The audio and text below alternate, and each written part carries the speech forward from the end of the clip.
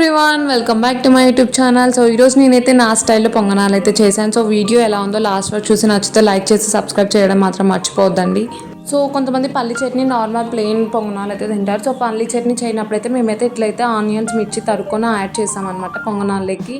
ఇంకోసం first ఒక గిన్నెలో oil వేసి ఆనియన్స్ మిర్చి తరుక్కొని బాగా కలపాలన్నమాట ఆయిల్లో కొంచెం ఎర్రగా అయ్యేంత వరకు. ఇలా కొంచెం బాగా కలపాలన్నమాట సిమ్లో పెట్టుకొని, లేదంటే మాడిపోతాయి అన్నీ. కొంచెం ఎర్రగా అయిన వెంటనే తీయాలన్నమాట ఆనియన్స్, లేదంటే మాడిపోతాయి. సో అదే గిన్నెలో మేమైతే పిండి అయితే వేసేయమన్నమాట. కొంచెం వాటర్ కూడా యాడ్ చేసాను, అలాగే సాల్ట్ కొంచెం యాడ్ చేయాలి, సరిపోయినంత సాల్ట్ యాడ్ చేసి కొంచెం సోలా పొడి అయితే యాడ్ చేశాను. ఇది సరిపోయినంత యాడ్ చేశాక బాగా కలపాలన్నమాట. దాని తర్వాత అయితే మనమైతే పొంగనాలు స్టాండ్ పెట్టుకొని కొంచెం ఆయిల్ వేసాక కొంచెం వేడి అనిపిస్తే మనం దాంట్లోకి అయితే మీడియం సైజా స్మాల్ సైజా కొంచెం మనం తినే సైజ్ బట్టి వేసుకోవాలన్నమాట. కొద్దిసేపు బాగా కొంచెం మూత పెట్టి కొంచెం అవి ఎర్రగా అయ్యేంత వరకు ప్లేట్ అయితే ముయ్యాలి. నేనైతే చేస్తుంటే మా అమ్మ అయితే పూజ చేస్తుంది ఈరోజు సాటర్డే అనేసి.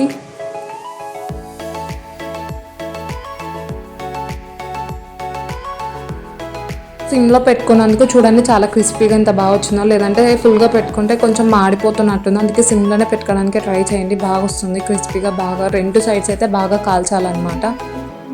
చూడండి ఇవతల సైడ్ కూడా కొంచెం కాలింది బాగానే. టూ సైడ్స్ బాగా కాలింది అనిపిస్తే మనమైతే ఒక దబ్బలంతోనైనా లేదంటే ఒక స్పూన్తోనైనా అయితే ఇలా అయితే అన్నీ తీసి ఇలా అయితే ప్లేట్లోకి అయితే వేసుకోవాలన్నమాట. ఎప్పుడన్నా మేము పొంగనాలు చేసుకున్నప్పుడు దాంతో కుర్చీట్లో తీయడం అంటే నాకు చాలా ఇష్టం. దాంట్లోకి అయితే రెడ్ చిల్లీ పికిల్ అయితే తింటున్నాను నేను. నాకు పల్లి చట్నీ కన్నా ఇలా పికిల్స్ తినడమే ఇష్టం అనమాట పొంగనాలకి. సో మీకు పల్లి చట్నీలు ఇష్టమా లేదా నార్మల్ పికిల్స్ ఇష్టమా కామెంట్ అయితే చేయండి పొంగనాలకి. సో ఈ ప్లేట్ అయితే వచ్చేసి నాకు చాలా మెమొరబుల్ అనమాట. డిగ్రీ కాలేజ్ ప్లేట్ ఇది అయితే నాకు చాలా ఇష్టం. సో నచ్చినట్టయితే మాత్రం అందరు ఖచ్చితంగా సబ్స్క్రైబ్ చేసుకొని లైక్ అయితే చేయండి.